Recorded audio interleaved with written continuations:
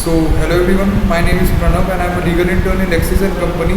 So in today's video I am going to talk about the international humanitarian laws which are covered under the aspects of international law, both in public international law as well as the international trade relations law. So now talking about the international humanitarian law, it is basically also known as the law of armed conflict or the laws of war. It is a set of rules and principles that governs the conduct of armed conflicts and seek to limit the effects of war on civilians, combatants and other persons who are not taking part in the hostilities. Its primary goal is to ensure the protection of human dignity and minimize human suffering during armed conflicts. IHL, which is the International Humanitarian Law, is rooted in customary international law and is also codified in various international treaties, most notably in the four Geneva Conventions of 1949 and their additional protocols of 1977. These instruments establish fundamental principles and rules that apply to both international and non-international armed conflicts.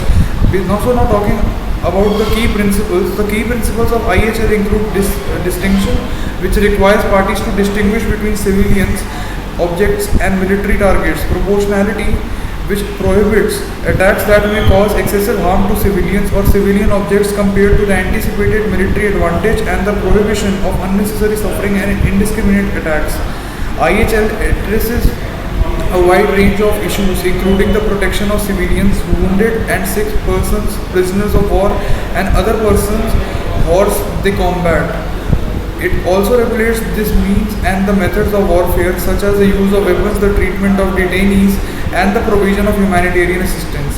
International organizations such as the ICRC, which is the International Committee of the Red Cross, play a very important and a very crucial role in promoting and dismantling IHL, as well as monitoring its implementation and providing assistance to those affected by the armed conflicts. Additionally, national armed forces are responsible for incorporating IHL into their military doctrine and ensuring its applicability in this whole field. While challenge remains ensuring full compliance of IHL, and in all conflicts the body of law serves as an essential framework for mitigating and devastating consequences of armed conflicts and protecting the rights and dignity of individuals in the midst of the war. So now I'm going to just wind up this video, guys, and if you guys have any doubt regarding this topic, which is the international humanitarian laws, you can just always comment in the comment box for all your queries, and I'm sure that all the queries will be resolved by me. So thank you so much, guys, and have a nice day. I hope you understand this topic.